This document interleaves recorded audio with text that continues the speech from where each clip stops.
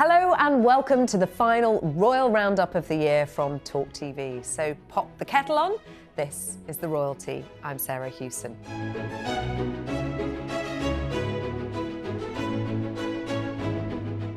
A year is a long time in the life of the royal family. Can you believe it has only been a year since Spare was published? After an eventful 12 months, it feels like a lifetime.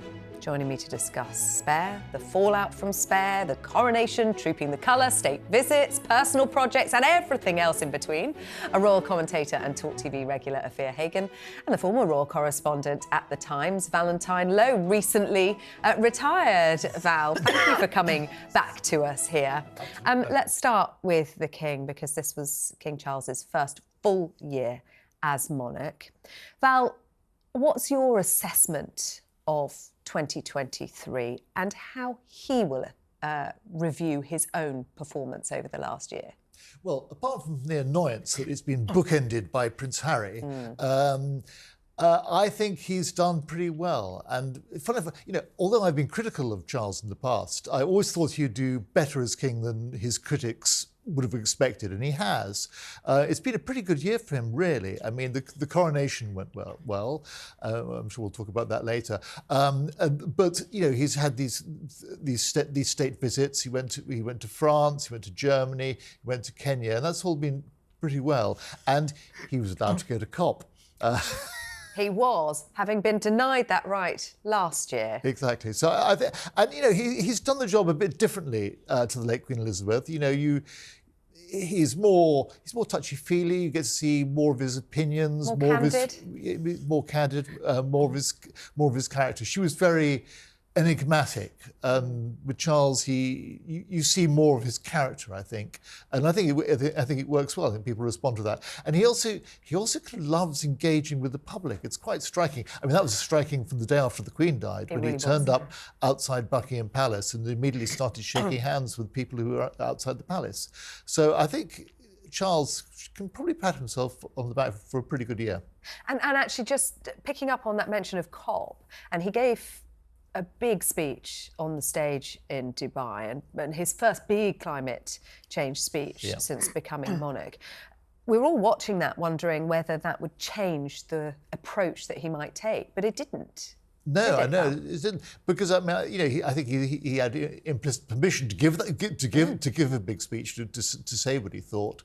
And they were all listening. I think he was quite a good card to be able to play at COP. What's your assessment then, Afua? I mean, Val mentioned there this year being bookended by the family dramas. Spare at the beginning of the year, Endgame towards the latter part of this year. How will that have impacted the mood?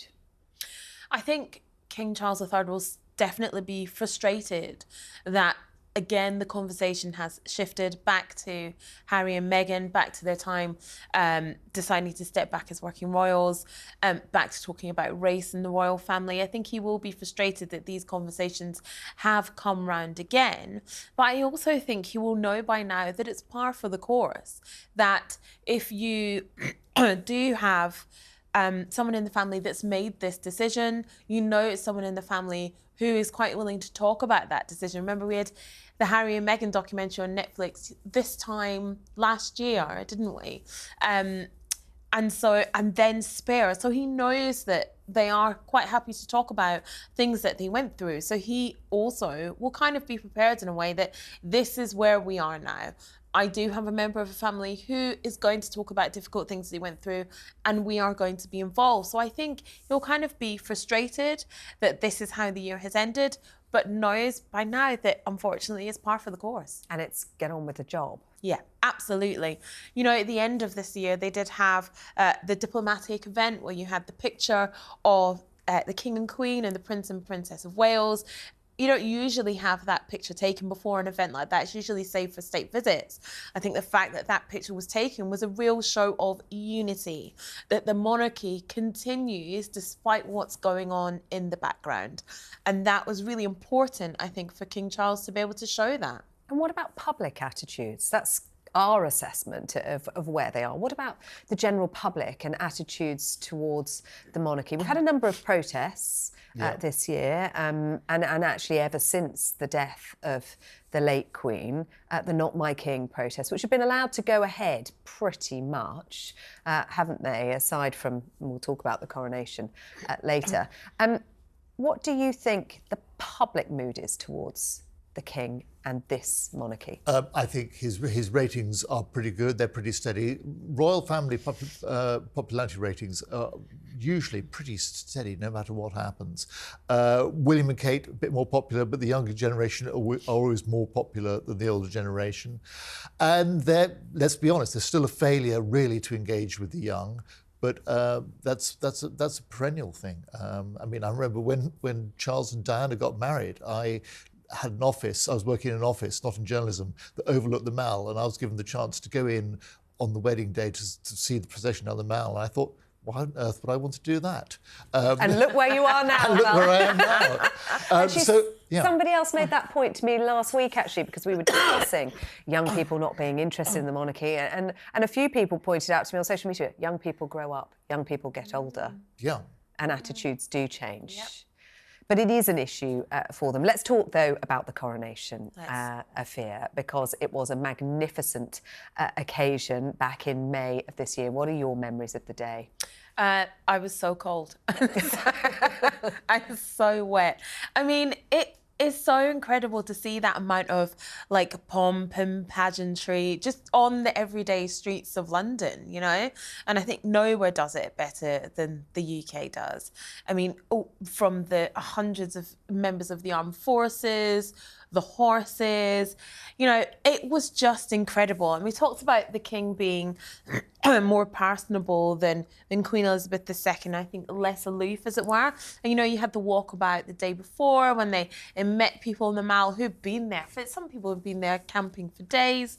You know, we're all there in our media positions, jumping out our tents to see them doing the walkabout. And I think, you know, there was so much talk leading up to the coronation. How much would it cost? Would it be necessary? You had the protests leading up to it as well. You know, the Not My King protests. And of course, it went off with that hitch. And like I said, nowhere does pomp and pageantry better than the United Kingdom. Val? Of course, not quite without a hitch. Didn't the King get frightfully annoyed because when he turned up, William and Kate hadn't turned up? No, yes, of course. The younger members of the family were a little late. Or was he early? I think he was early. That's what I understand. Mm. But, you know, these things, there's always a hitch, and it's fine. If you look back at previous coronations over the centuries, some of them were absolute disasters. But, you know, the monarchy survived. It was an amazing day. I remember turning up in my tails and fanciest waistcoat because I was inside the Abbey, and the instructions to the media, just turn up in a suit, be fine. And I thought, hang on, all the other guests, it's uniform or morning dress. And I thought, I can be like them. So I got my tails out, which I'd worn for my wedding, and my fanciest waistcoat, and it was, I felt... Still fits. It still fits. Well done. But there's so much to remember from that day. The atmosphere in the Abbey before the actual coronation was fantastic. How many hours did you have to wait? Hours and hours and hours. It wasn't as bad as Samuel Pepys in 16 whatever. When they all packed sandwiches in their top hats. Yeah, and the loo arrangements were not entirely satisfactory back then. But you hang around for hours, and it was like the best cocktail party in London because there were all these interesting and famous people you could just hobnob with. Hold on, did you have cocktails? We'll keep quiet about that. Smuggled in a martini in my top hat. There's Anton Deck. There's Lionel Richie, and there was the cabinet secretary, of course, used to be Prince William's private secretary, Simon Case. Go and have a chat with him. I mean, it was kind of marvellous atmosphere, and the music we were all listening to was just marvellous. But that was one of the things I remember from the coronation. You know, we're all familiar with the music, Zadok the priest, and the drama of it when the choir kicks in. But the build-up of that music when they were preparing for the anointing was such a sort of incredibly dramatic moment. It was absolutely marvellous, so memorable. I will never forget it. We had a second coronation as well, a mini one in Scotland. We did. Yes, we did. And that's actually where you saw much more of the protests, of people lining those streets in Edinburgh. And they weren't as, I think, separated, I guess. No, I think they were this very time deliberately around. given quite a prominent position in which to stand Yeah. outside St Giles Cathedral. Yeah, absolutely. But yes, again, you know, you had the pipers and the drums from Gordonstoun, and you know, you have the whole the Stone of Destiny and all that. The history around it is absolutely incredible. So yeah, you had your second mini coronation in Edinburgh, and I think that was really important because it's a way of the royal family and the monarchy reminding Scotland how important they are to the Union, how important they are to the United Kingdom. And I think we saw that in a very poignant way when Queen Elizabeth II passed away in Scotland, in the way that Scotland was a really integral part of the funeral arrangements and that period of mourning. So yes, it was important that that second coronation took place. You know, it didn't have to happen, but I think they were really, really deliberately made sure that it did happen. I mean, we didn't have an investiture for the Prince of Wales, for instance, but we did have that coronation in Scotland. And what about Camilla, Queen Camilla, Val? Her first full year as Queen. Quite an adjustment for her to make to this role. How has she done it? I think she's done pretty well, really. I mean, this is a woman who really would be quite happy to do nothing in public. It was not a life or a world that she would ever have chosen for herself. She'd prefer to be in her garden at Raymill House, surrounded by dogs and... Very much so. But you know, I think she does pretty well. She's embraced her causes and really put them on the map, you know, literacy, domestic violence, sexual violence, all that sort of thing. And there was the reception at Buckingham Palace about that, which was, of course, going back a bit. That was the reception which the Lady Susan Hussey... I was going to say that there was controversy. But it was interesting. The setting for that was this, you know, quite chunky issue that Camilla has championed. So, you know, she does things in her own style, and, you know, it's noticeable that when you go on tour, it was particularly noticeable in Kenya, that, you know, she doesn't attack things at quite the same pace that the King does, but I don't think anyone does. He's got a phenomenal capacity for work, and she's a bit more normal. But I think she's done pretty well. Yeah, anyone who engages with her comes out of it liking her. And Val mentioned that the tours, the state visits there, Afua, they play a big role in the royal calendar, but also in Britain's brand abroad. Because these state visits obviously are taken with consideration from the government. You know, it's not the royal family just deciding that they're going to go off and do this or do that. And when we have state visits here as well, the royal family are an integral part of that. So it's all about the royal family showing up brand Britain, and it's about the power of soft diplomacy. You know, you see that on display when we had the state visit from South Korea, when we had the president and his wife here, and you know, you had all the pomp and the pageantry for them, and that was followed by high-level talks, the president and the prime minister, and he's been nicely buttered up. There's been a state dinner, you've rolled out all the red carpet, the white ties and tiaras for them, and that obviously goes a long way to shoring up these trade deals worth billions of pounds in this post-Brexit world when we really need them. So these state visits are massively important. You had France earlier on, you had President Biden doing a kind of mini state visit, you had the Kenya trip as well, South Korea state visit, and next year I think this is something that the royal family really will need to get a handle on again. Obviously, we had a period of mourning, then the coronation, so perhaps you didn't have as many state visits as you would. But next year, they really need to get on this, and they really need to get to Commonwealth realms and countries in the wider Commonwealth. And those state visits got off to a bit of a difficult start, didn't they, Val? Because France was supposed to be the chosen country to roll out the red carpet for the new King and Queen first. But amid unrest and riots in Paris, that had to be postponed. And Germany got to welcome them first. Exactly. Germany must have been delighted. They were bumped up to first place. And of course, that state visit was very successful. Charles made his speech in the Bundestag, tried a few words of German, actually quite a lot of German, and his German was pretty impressive. So, yeah, that was incredibly successful. And the French state visit, when that eventually happened in September, I mean, talking about rolling out the red carpet, they put on this banquet in the palace at Versailles, which they don't normally use for these visits. It was quite unusual. Not the first time, but pretty unusual. With quite a guest list as well. With quite a Mick Jagger and Hugh Grant. Hugh Grant, yes. Who have houses in France. I think that's they do have houses in France, yeah. So it was lavish, and it showed the importance that President Macron gave to this visit. And of course, Kenya affair, the significance of that visit, the King expressing his deep regret for the harms of the past, stopping short of an apology. Absolutely. And that's referencing to, I think you can just call them crimes committed by the British during the time of colonial rule. And the Mau Mau uprising. Absolutely. And the thousands of people that were killed, that were held in what they call concentration camps. And I think there was definitely a sense of feeling in the country that an apology would have gone a long way towards healing, towards moving on. Kenya's a country with a very young population. And, the King has lots of work with his foundation in that country, working with entrepreneurs and young people. And I think that's also a great thing that's happening. But this is something that I think we're going to see again and again, is calls for the royal family to apologise for actions of colonial times in the past, whether that is slavery, whether that's actions undertaken during colonial rule, and how they respond to that is going to be an ongoing theme in 2024 and beyond. And what was interesting about that was that, Charles is not going to do anything that's not government policy, because his speech is always made on the advice of the government.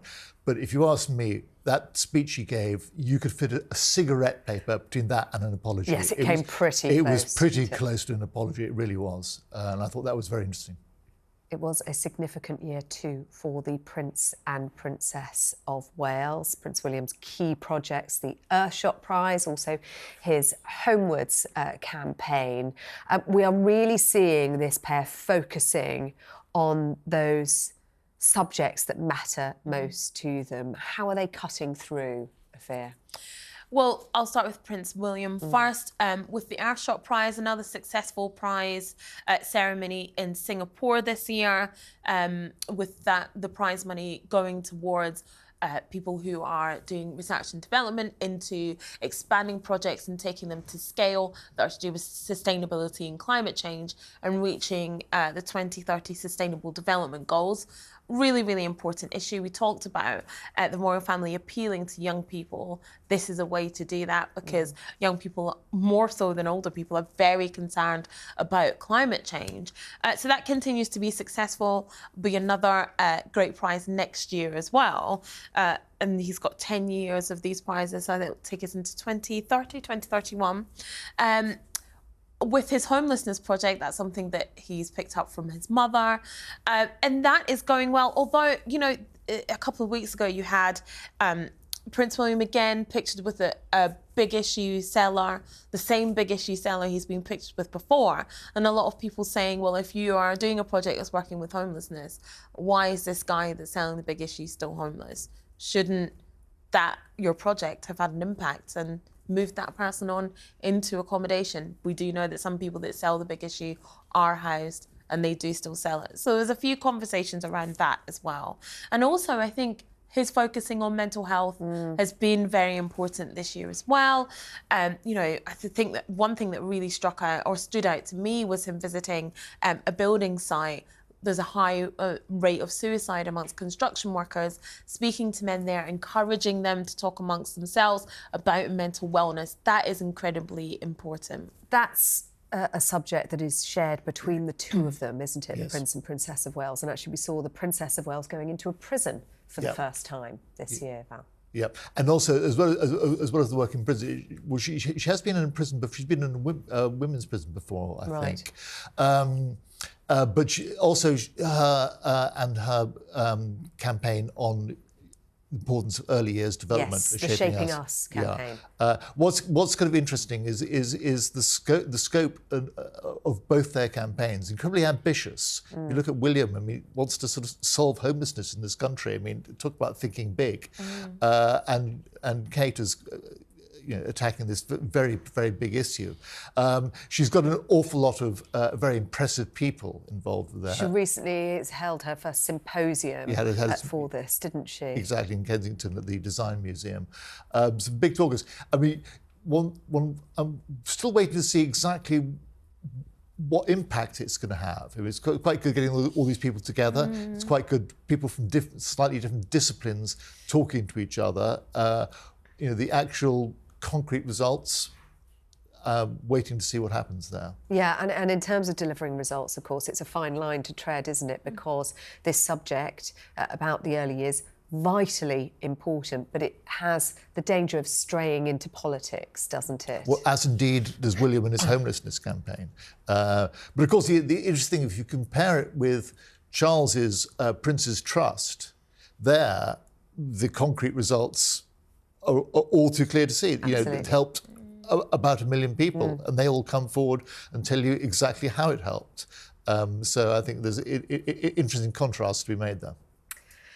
Let's take you back to the beginning of the year when key extracts of Spare were initially leaked in Spain. Harry apparently furious, although it certainly didn't harm the publicity for the book, did it? When all is said and done, will Spare, above all other reasons, be the cause for the rift between Harry and his family, or was it just the final nail in the coffin?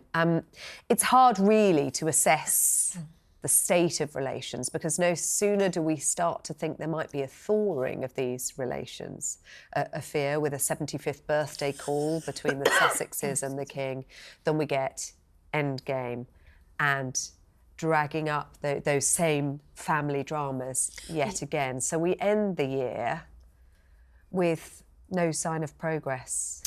Yeah, absolutely. We kind of end the year where we started it, the anticipation of Spare, knowing that there were certain things in there that were going to be damaging, to say the least, and here we are. At the other end of the year, Spare's come out, all the revelations from that, Endgame's come out, kind of has built on a lot of the things that were said in Spare and the Harry and Meghan documentary, and then reignited some old things that were in there as well.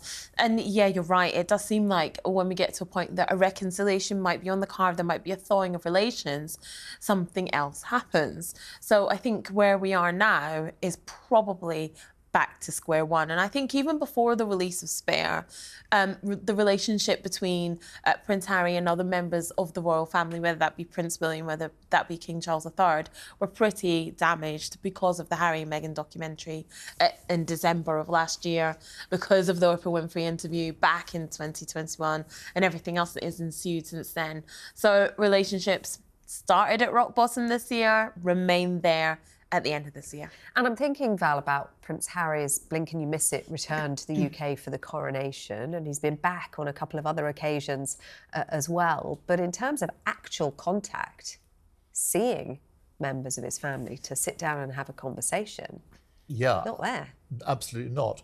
And I think one of the problems is it's William, because Charles might want to see him, but this would inevitably be at occasions when William might be around, and I don't think William and Harry is a good mixture right at the moment. And actually, William came out worse, really, from Spare, didn't he, in terms of the accusations that were made by Harry there? Charles did not come out well, but William was definitely worse, and I think the relationship between those two brothers is pretty much at rock bottom at the moment and shows no immediate signs of improving, which is sad. Harry did enjoy another successful Invictus Games. What stood out for me from the Invictus Games was just how relaxed and at ease Harry appeared to be in Germany for this event, Afua. It was a little bit like seeing the old Harry back, wasn't it? Invictus Games is definitely his happy place, right? We saw him, you know, laughing and joking with competitors, cheering on as many teams as he possibly could, you know, having a great time with his wife Meghan, celebrated his birthday there as well. You know, it's definitely where he is in his element. And the Invictus Games is an incredible thing that he has built. And will continue to be this incredible machine for people to heal, to continue on their journey after their time in the armed forces, and having these huge life-changing injuries and still being able to find purpose. You know, it's really, really incredible.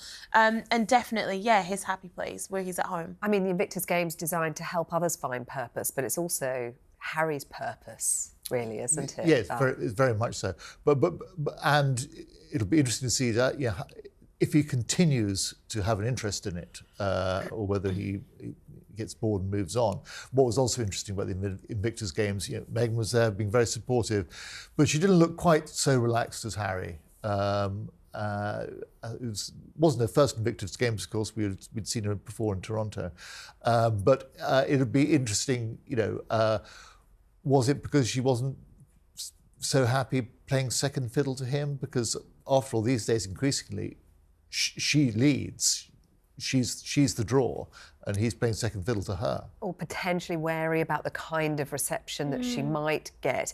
In terms of her being the lead, we saw her in New York collecting an award, didn't we? But that then became overshadowed, Afua, by what was described by the Sussex camp as a near catastrophic car chase. Yeah, absolutely. And when these headlines first came out, it was...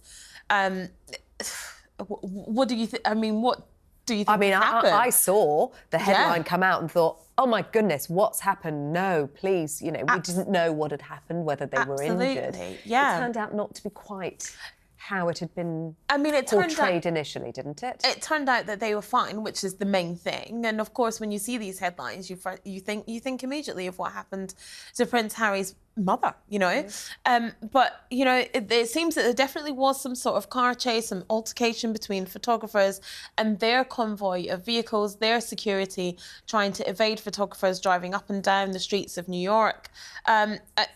Whatever happened, it was a mess. Absolutely. It was a mess. It was a mess. And the suggestion being, Val, that it was a mess of their own making as they tried to get away from being photographed at all. And no one was going at high speed. I think that was one of the crucial facts, as was made quite clear by the New York police. It goes to the core of what I think one of the mistakes they make. If they just let them follow them, you don't have any of the drama. So, Harry goes such huge lengths to avoid the media. There's all this massively expensive security. If he just kind of rolled with it a bit, I think he could end up, he might have to put up with a lot of media initially, but once they've got 10,000 photographs a day, every day for a fortnight, they'll get bored and move on because there'll be no market in the images. So I think there's another way that does not involve going to strenuous and expensive lengths to keep the media away. It is a crusade, though, as we know, for Prince Harry, isn't it? And that relationship between him and the media, very difficult one. Before we go, what was your favourite moment, the highlight of the royal year for you, Afua? For me, it has to be Prince Louis and his facial expressions at the coronation. Now, we all remember the Platinum Jubilee with his hands over his ears and sticking his tongue at his mum. And Prince Louis did it. It just brought us the joy again at the coronation.